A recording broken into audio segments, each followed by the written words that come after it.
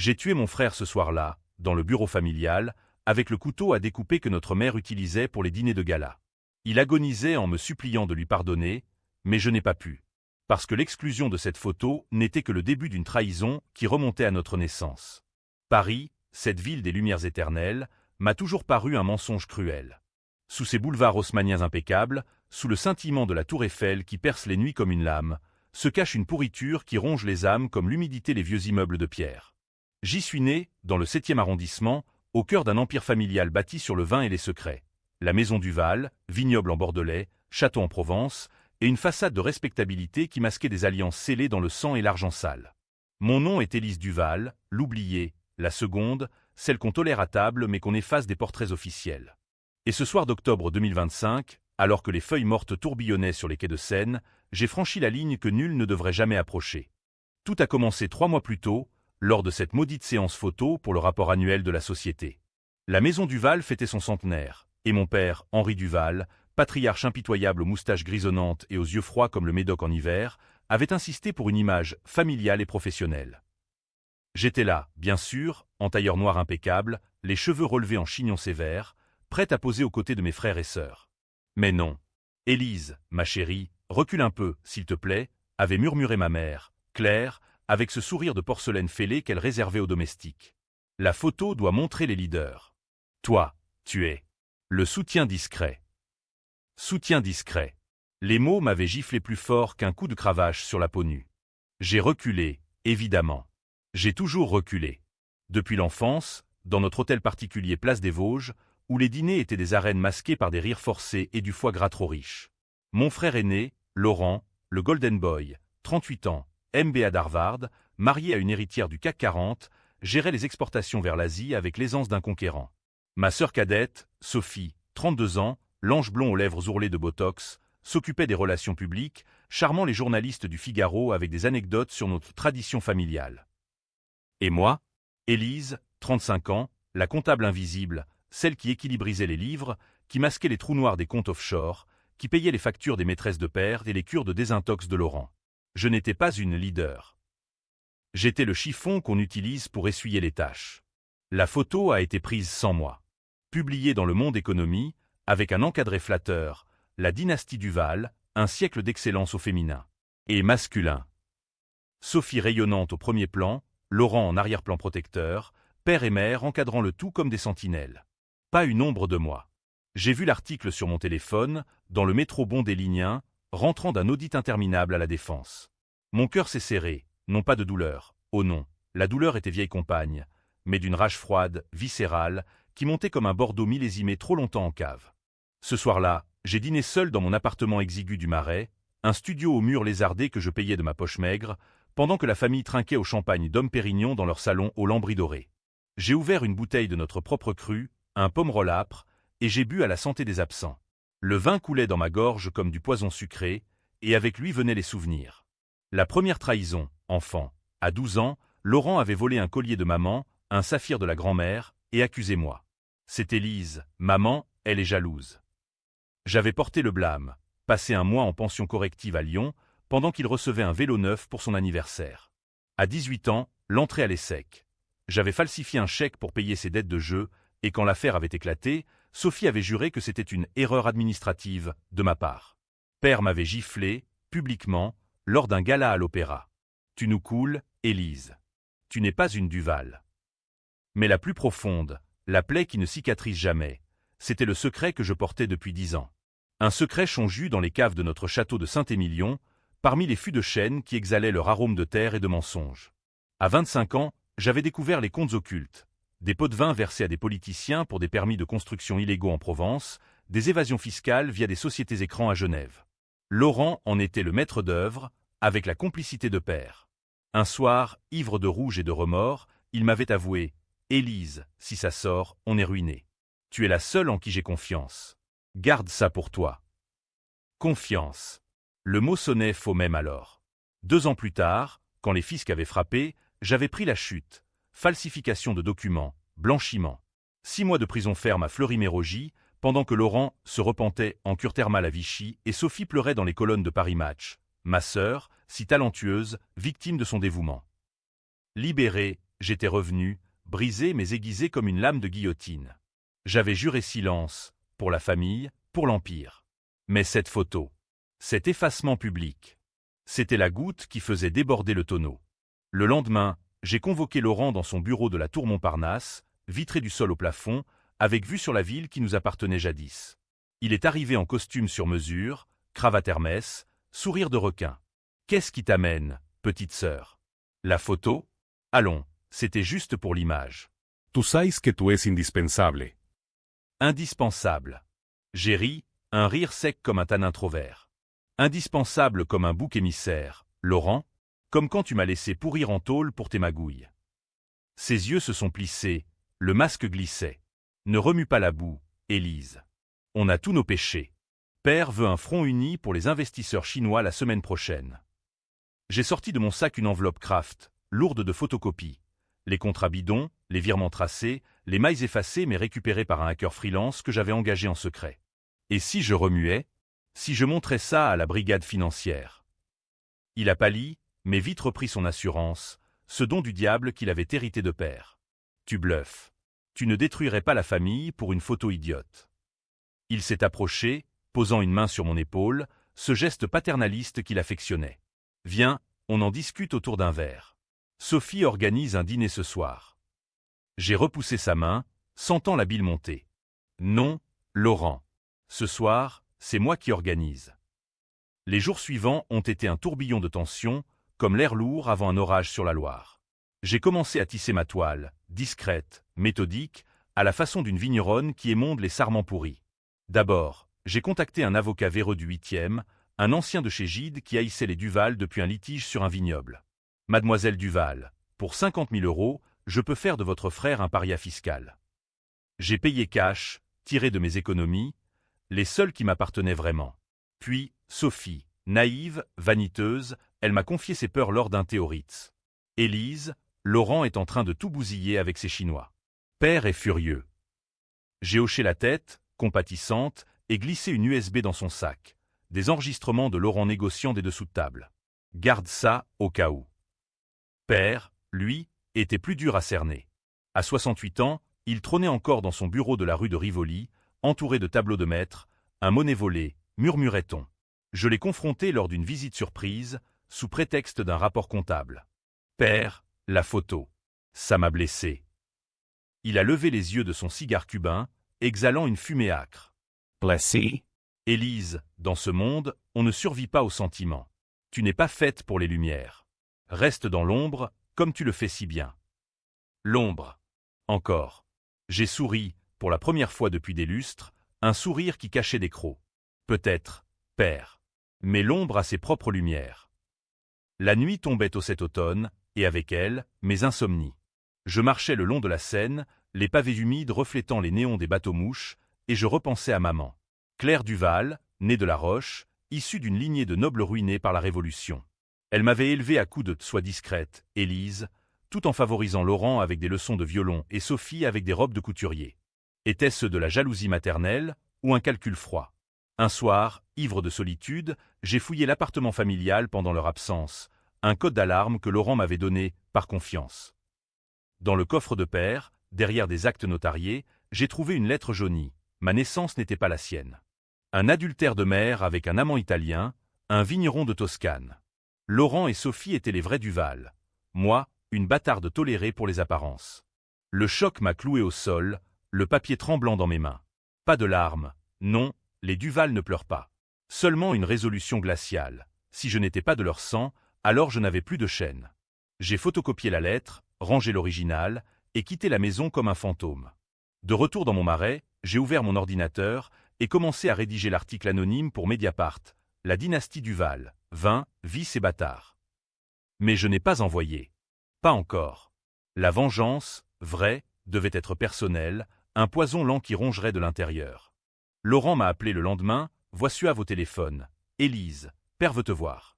Pour la photo, il s'excuse. Rejoins-nous au dîner. Piège ou repentir? Je savais que non. Mais j'y suis allé, vêtu d'une robe noire simple, comme une veuve en deuil de son innocence perdue. Le dîner, dans leur salle à manger aux tapisseries flamandes, était un théâtre. Rire forcé, cristal qui teinte, et au centre, le portrait familial sans moi, accroché comme un trophée. Sophie babillait sur ses derniers shootings, Père commentait le millésime 2015 et Laurent.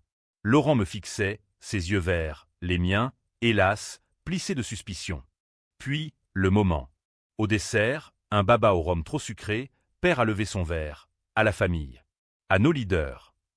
J'ai souri, trinqué, et glissé sous la table l'USB vers Sophie. Regarde ça plus tard, Serette.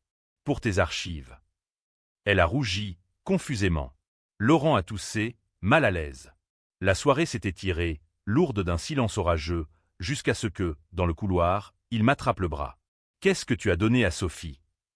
Son souffle empestait le cognac. Rien d'important, grand frère.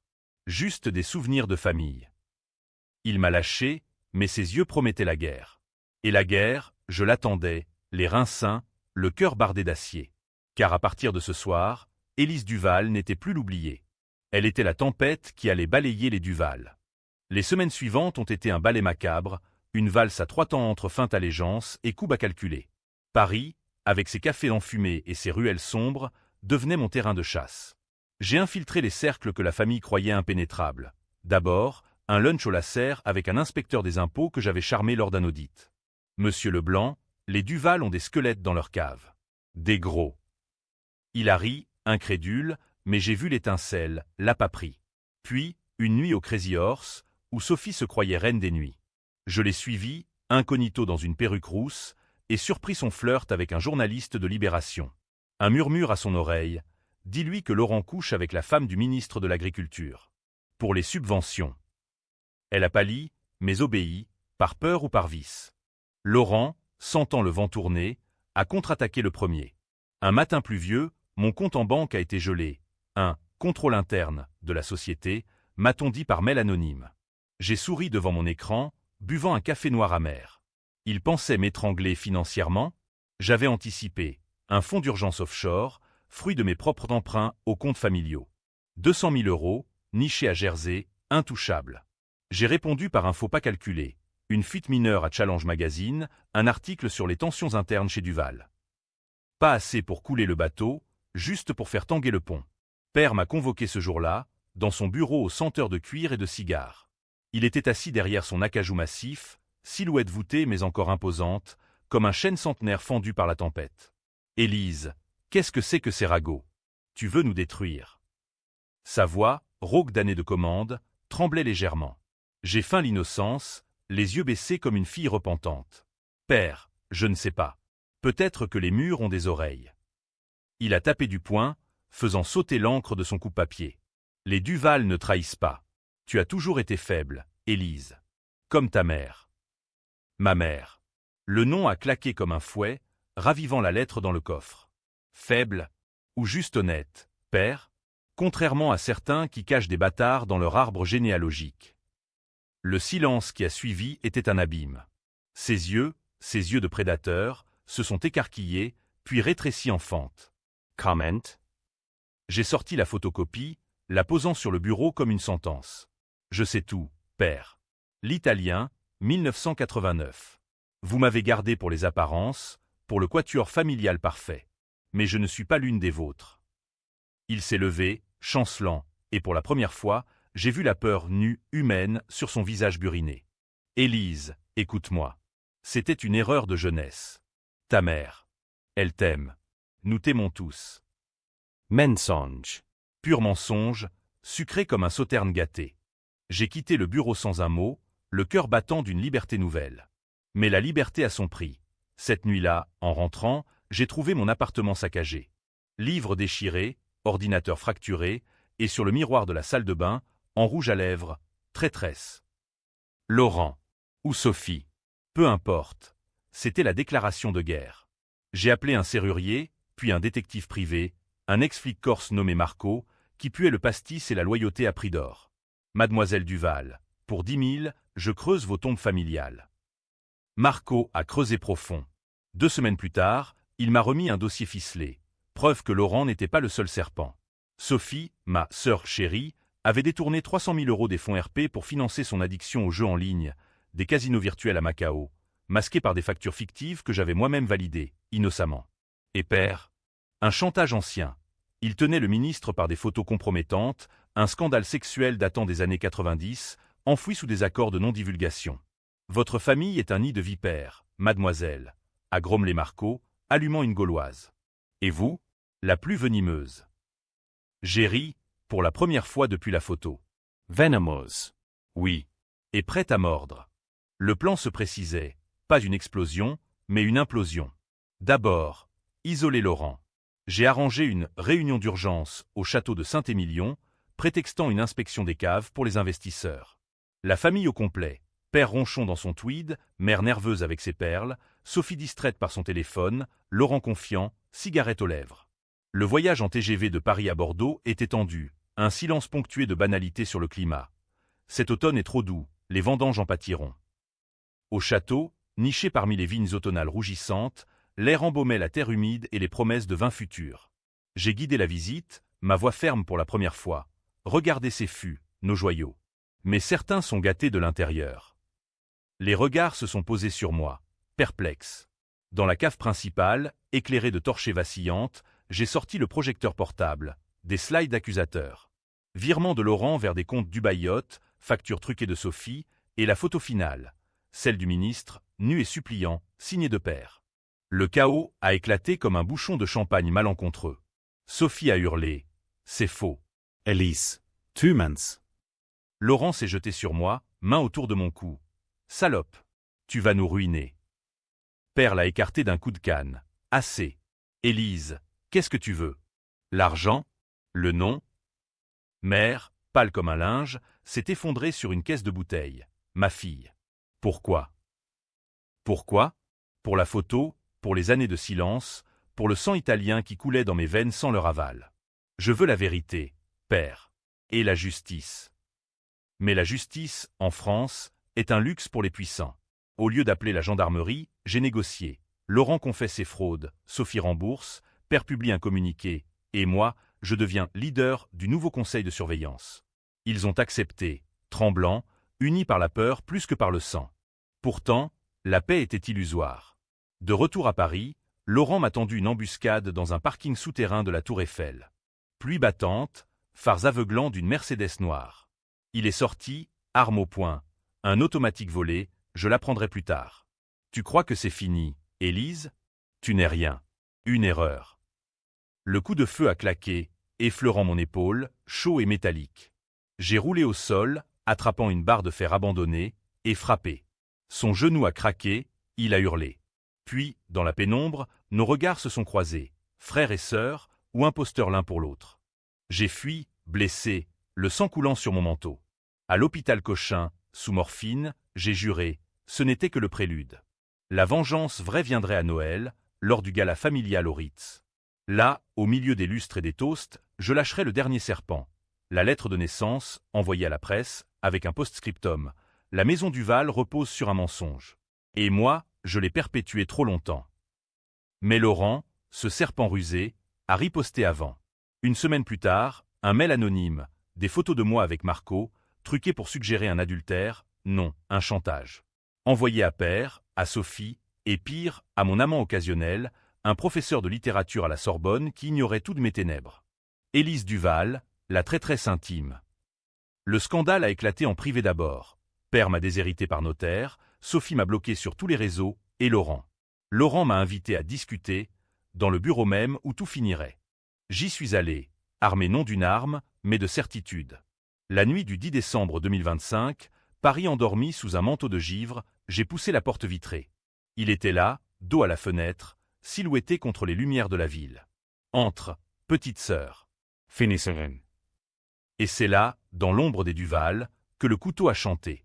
Le bureau de Laurent sentait le luxueux et le pourri, cuir neuf des fauteuils, relents de sueur froide sous le parfum Creed. La tour Montparnasse, ce phallus de verre et d'acier, dominait la nuit parisienne, mais ce soir, elle tremblait sous mon poids affolé.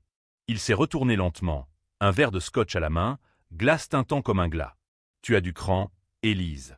J'admire ça, presque. Sa voix, suave, masquait le venin. Ses yeux, miroirs des miens, brillaient d'une lueur maniaque. J'ai fermé la porte derrière moi, le clic du verrou résonnant comme une sentence. Admiration? Vraiment, Laurent. J'ai avancé, mes talons claquant sur le parquet ciré, ignorant la brûlure à mon épaule encore pansée. Après m'avoir tiré dessus comme sur un lapin, après avoir fouillé ma vie pour me salir. Il a ri, un son creux, et posé le verre sur son bureau massif, jonché de contrats froissés et d'un cadre photo. La famille, sans moi, bien sûr. C'était un avertissement. Tu joues avec le feu, petite sœur. Ou devrais-je dire, petite étrangère. Le mot a claqué, confirmant qu'il savait pour la lettre. Comment? Sophie, sans doute, ou un espion dans l'ombre de père. J'ai sorti le couteau de mon sac, celui de maman, lame damassée, manche d'ivoire gravée de vigne entrelacée. Un cadeau de Noël, ironie du sort, offert à Laurent pour ses 21 ans. Le feu? Non, Laurent. C'est la cave qui brûle. Tes magouilles, les dettes de Sophie, les chantages de père. Et moi, la bâtarde qui ramasse les cendres. Il s'est figé, puis son masque a craqué. Un rictus de rage pure, celui du garçon gâté qu'il n'avait jamais cessé d'être. Bâtarde? Et alors? Tu crois que ça change quoi? Père t'a gardé, nourri, élevé. Tu nous dois tout. Tout. Le mot a allumé la mèche. J'ai bondi, le couteau levé, mais il était plus rapide, entraîné, le salaud, par des cours de boxe thaï à Bangkok. Sa main a saisi mon poignet, tordant jusqu'à ce que l'os craque de douleur. Nous avons lutté, corps contre corps, frères et sœurs dans une étreinte mortelle, haletant, nos souffles mêlés d'odeurs familières. Son aftershave boisé, mon parfum de lavande provençale. Tu ne gagneras pas, Élise. La famille survivra sans toi. Il m'a plaqué contre le bureau, son genou entre mes cuisses, son visage à 2 doigts du mien. Dans ses yeux, pas de remords, seulement la peur d'un empire qui s'effrite. J'ai vu l'ouverture, sa gorge exposée, vulnérable comme un CEP de vigne sous la gelée. D'un coup de tête, je l'ai heurté au nez, craquement humide, sang giclant sur sa chemise blanche. Il a reculé, titubant, et j'ai libéré le couteau. La lame a plongé, 2 fois, dans son flanc, entre les côtes, là où le cœur battait traître. Il s'est affaissé, glissant au sol, main pressée sur la plaie qui suintait rouge sombre sur le tapis persan. Élise. Pourquoi? Sa voix, un gargouillis, suppliante. J'ai knelte près de lui, essuyant la lame sur sa cravate. Pour la photo, Laurent. Pour Fleury-Mérogis. Pour être né du mauvais lit. Hilary, uno che sanglant. Tu es comme nous. Peer. Puis, silence, seulement le tic-tac d'une pendule et le bourdonnement distant de la ville. J'ai regardé son corps, ce frère qui n'en était pas un, et pour la première fois, un sanglot m'a échappé. Pas de regret, mais de vide. Que avais-je gagné? Un cadavre et une fuite éperdue dans la nuit parisienne, gants enfilés, alibi forgé. Un cinéma au Forum des Halles, billets achetés en cash. Les heures suivantes étaient un cauchemar flou, métro fantôme à 2 heures du matin, rue déserte du 13e où je jette le couteau dans un égout, retour à l'appartement pour brûler mes vêtements tachés dans l'évier. L'odeur âcre de laine brûlée emplit la pièce, et avec elle, la panique. La police? Non, pas encore. Mediapart d'abord. À l'aube, grisâtre sur les toits de zinc, j'envoie l'article, la lettre de naissance, les preuves financières, et un paragraphe anonyme sur un drame familial imminent. Titré « Les Duval, vin empoisonné ». Le matin apporte le chaos. Mon téléphone explose. Appel de père, hurlement de Sophie, message de journaliste flairant le scandale. Je ne réponds pas. Au lieu, je vais au commissariat du 5e, feignant l'hystérie, mon frère. Il m'a attaqué. J'ai dû me défendre. Les flics, blasés par les querelles de riches, notent ma déposition. L'autopsie révélera la lame de maman traçable, maudite, mais pour l'instant, c'est Laurent le agresseur présumé, mort dans un duel fratricide. Père arrive en trombe, visage cireux, soutenu par un avocat. Élise, que as-tu fait? Dans le couloir carrelé, sous les néons blafards, il me gifle, faiblement, usé. Tu as tué ton frère. Mon demi-frère, père. Et vous l'avez créé. Mère, effondrée dans un coin, sanglote. Ma faute. Tout est ma faute. Sophie, les yeux rougis de mascara coulant, me fixe avec un mélange de haine et de pitié. Tu es un monstre, Elise. Monstre. Le mot colle à la peau comme du goudron. Mais au fond, n'est-ce pas ce qu'ils ont forgé? Les jours se muent en enquête. Garde à vue, interrogatoire au quai des Orfèvres. Je maintiens ma version. Légitime défense, peur panique. Les preuves s'accumulent contre Laurent. Son arme enregistrée, ses dettes, ses liaisons toxiques. Le procureur, un homme sec comme un croquant de Bergerac, murmure à mon avocat. Ça sent le règlement de compte bourgeois. Mais pas de charge. Pas encore. Libéré sous contrôle judiciaire, je retourne au Marais, l'appartement gardé par un planton ennuyé. C'est là que le twist frappe, vicieux comme un coup de vent Mistral. Une lettre, glissée sous la porte, cachée de là. « Chère Élise, tu crois avoir gagné ? Lis ceci. » À l'intérieur, un test ADN. Laurent n'était pas plus Duval que moi. Fils d'un ouvrier vigneron, passé off pour l'héritier idéal. Père, le grand manipulateur, avait échangé les bébés à la maternité. Un secret pour un autre. Sophie seule, la pure. Et moi, l'arme du crime ou la victime ultime. La revelation me terrasse. Qui suis-je, alors? Une étrangère 2 fois trahie, ou l'héritière cachée? Je ris, hystérique, dans le silence de l'appartement. La vengeance, pensais-je, n'est jamais finie. Elle se métamorphose. Et la mienne pointe maintenant vers Père, le marionnettiste. Avec le test ADN en poche, Paris me semblait un labyrinthe de miroirs brisés. Chaque café, chaque librairie de la rive gauche, reflétait non plus Élise Duval, mais un fantôme sans nom.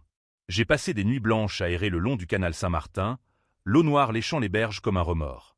Le gala de Noël au Ritz approchait, ce rituel Duval où les puissants trinquent au champagne rosé et aux alliances scellées dans l'ombre des palmiers en pot.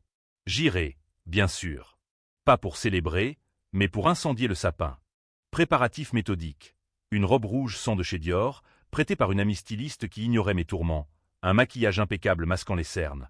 Et dans mon sac, non un couteau, mais un dossier. Le test, l'épreuve, une clé USB de confession enregistrée. Marco, mon détective corse, avait tendu un piège à Père, un faux rendez-vous pour régler le passé, micro caché dans la doublure d'un fauteuil au Procope.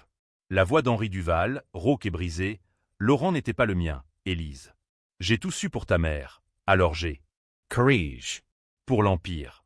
Sophie est la seule pure, les autres, des pions. Pions. Le mot me hantait. Au gala, le Ritz scintillait, lustre de cristal, robe de soirée bruissant comme des vignes en vent, et au centre, la table Duval, ornée de notre millésime prestige. Père, en smoking impeccable, accueillait les invités. Le ministre, blême, des banquiers du Crédit Lyonnais. Même un envoyé chinois, sourire figé. Mère, perle serrée au cou comme un garrot, évitait mon regard. Sophie, éblouissante en blanc, babillait avec un acteur de la Comédie Française. Pas de place pour moi à table, encore l'exclusion, subtile. Je m'assois à une table périphérique, observant, sirotant un quai royal qui pétille faux sur ma langue. Puis, le moment, toast de père. À la famille, pilier de notre maison. Applaudissements. Je me lève, verre en main, et traverse la salle, talons claquants comme des coups de feu. À la famille, père, ou aux mensonges qui la fondent. Silence. Les têtes pivotent, murmurent comme un essaim. Je monte sur l'estrade, micro en main. Sophie avait insisté pour un discours fraternel. Irony.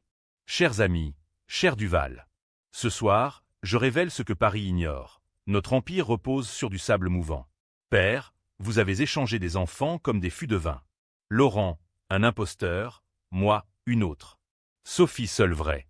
Et pour cela, j'ai payé. Prison, exclusion, une photo sans moi. Je branche la clé USB. L'enregistrement grésille, la voix de père, confessant. Cri étouffé. Le ministre se lève, blême. Henri, c'est vrai. Père, figé, murmure, Élise. Arrête. Mais je continue, sortant le test. Lisez. Jugez. Le chaos explose. Serveur figé, invité fuyant vers les sorties, flash de téléphone. Sophie Hurl. Mentus. Tu as tué Laurent pour ça. Mère s'évanouit, rattrapée par un majordome. Père m'attrape le bras, chuchotant furieux. Tu nous détruis. Pour une photo. Je me dégage, riant. Pour tout, père. Pour être humaine dans une maison de loup. La police arrive vite. Alerte anonyme, sans doute un invité zélé. Menotte au poignet, je suis emmené sous les yeux de la foule, sirène hurlant dans la nuit enneigée. Au poste, l'interrogatoire est un balai. Mademoiselle Duval, le meurtre de votre frère. Et maintenant ce scandale. Vous planifiez depuis quand? Je souris au lieutenant, un Provençal au nez busqué, depuis la photo, monsieur. Ou depuis ma naissance volée. La garde à vue s'étire, 48 heures de néant, café tiède, matelas dur, visite de l'avocat. Père refuse de me voir. Sophie dépose plainte pour diffamation. Mère envoie des fleurs, avec un mot, « Pardonne-moi ». Pardonne? Le mot sonne creux. Puis, le twist qui divise. Une analyse ADN indépendante, commandée par le procureur. Résultat, je suis la vraie Duval. Mère avait menti dans la lettre. Adultère fabriqué pour me briser, vengeance contre père pour ses infidélités. Laurent, lui, était le bâtard. Ironie cruelle, j'ai tué l'imposteur, défendu le sang pur. La nouvelle fuit à la presse, Élise Duval, l'héritière trahie, innocentée. Les éditos s'enflamment, héroïne ou parricide. Le Monde titre « Vengeance édipienne dans le vin français ». Libé, féminisme noir ou folie. Les réseaux bouillonnent. Team Élise vs Justice pour Laurent. Moi, au centre, je deviens icône malgré moi. Interview refusée, mais un livre en gestation par un ghostwriter. Libéré, charge pour meurtre requalifié en légitime défense avec circonstances aggravantes, je sors sous caution. Père m'attend dehors, vieilli de 10 ans, canne tremblante. Elise. Reviens. L'Empire a besoin de toi. Besoin. Encore. Je le fixe, ce vieillard brisé. Non, père. J'ai besoin de moi. Je monte dans un taxi, direction l'aéroport Orly. Destination, Toscane, la terre de l'amant fantôme, pour renaître. Mais la tension ne s'apaise pas. Sophie m'appelle, voix brisée. Élise, père est mourant. Cancer. Reviens. Morant. Le mot me fige. Vengeance achevée, ou nouveau chapitre. Le retour à Paris est un crépuscule interminable, le ciel bas est plombé comme un ciel de Bordeaux avant vendange. L'hôpital Saint-Louis, avec ses couloirs aseptisés et ses bips monotones, avale ma silhouette en impair noir. Sophie m'attend à la chambre 312, yeux gonflés, robe chiffonnée, la première fois que je la vois sans armure. Il refuse la chimio. Elise. Dis que c'est ta faute. Sa voix craque, et pour la première fois, je vois la sœur, pas la rivale. La mienne? Ou la sienne. Elle hausse les épaules, amère, les deux. Mais il veut te voir. Seul. Père gît dans le lit, silhouette émaciée sous les draps blancs, masque à oxygène sifflant comme un aveu. Ses yeux, autrefois d'acier, sont voilés de morphine. Il ôte le masque, geste faible. Élise. Ma vraie fille. Les mots pèsent, lourds de confession tardive. Je m'assois au bord du lit, prenant sa main parcheminée, veines saillantes comme des racines sèches. Vrai? Et Laurent. Il tousse, un râle humide. Une erreur. Pour punir ta mère. J'ai cru que du sang neuf. Mais toi, tu es Duval. A carney, impitoyable. Comme moi. Impitiable. Le compliment glisse comme un vin trop tannique. Pourquoi, père? La photo, les secrets, le couteau. Il ferme les yeux, larmes traçant des sillons sur ses joues creusées. Peur. Peur de perdre l'Empire. Tu étais trop honnête. Trop forte. Je t'ai brisé pour te garder faible. Honnête. Le mot me brûle. Et maintenant, l'Empire brûle, père. Les actions en chute, les vignobles saisis. Il rouvre les yeux, un éclat farouche. Reprends-le. Sophie ne peut pas. Elle est fragile. Toi, tu es la leader. Leader. Le mot, enfin, mais empoisonné. Je retire ma main, le cœur serré d'un deuil ambigu. Trop tard, père. J'ai goûté au sang, je ne redeviendrai pas votre pion. Il hoche la tête, résigné, et murmure « Pardonne-moi, alors. Pour la photo. Pour tout. Pardonne. Je ne peux pas. Mais je reste, jusqu'au bout de 2 jours de veille, mère priant en silence, Sophie brisée en confession. Ses dettes, sa jalousie de ma force cachée. La mort vient à l'aube du 15 décembre, paisible, un dernier souffle comme un bouchon qui saute. L'enterrement, au Père-Lachaise, est un cirque, caméra, pleureuse payée, et moi, en noir, au premier rang. Sophie me glisse un papier, les clés du bureau. Si tu changes d'avis. Je froisse, jette dans la tombe avec la pelletée de terre. Libéré, je vends tout, ma part de la maison Duval à un consortium anonyme, des Chinois, ironie, pour 5 millions. Assez pour acheter un petit domaine en Toscane, vignes italiennes sous soleil généreux. Paris s'efface derrière moi. Train TGV filant vers le sud, Seine cédant à la Méditerranée. Mais le twist final, celui qui hante, arrive par courrier.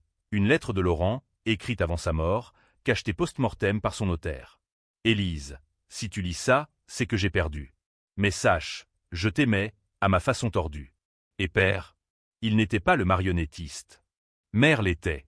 Elle a tout orchestré, l'échange, les secrets, pour venger son propre adultère enfoui. Tu n'as tué que son pantin. Libre à toi de brûler le reste.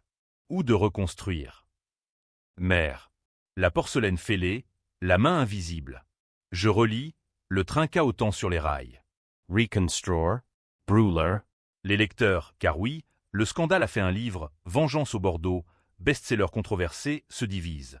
Suis-je victime vengeresse ou meurtrière calculatrice? Héroïne féministe ou destructrice familiale? Le débarrage sur X, forums enflammés, Élise a libéré les Duval de leur poison. VS, elle a assassiné l'innocence pour un égo blessé. Moi, en Toscane, sous un olivier centenaire, je plante mes premiers cèpes. Le vin que je ferai sera âpre, complexe, avec une note de trahison, un cuvée l'ombre. Pas de happy end rose, une fin ambiguë, comme la vie. J'ai gagné ma liberté, mais perdu mon sang. Et si je reviens un jour à Paris, pour confronter Mère, la dernière vipère? Qui sait? La vengeance, après tout, est un millésime qui mûrit éternellement. Fin.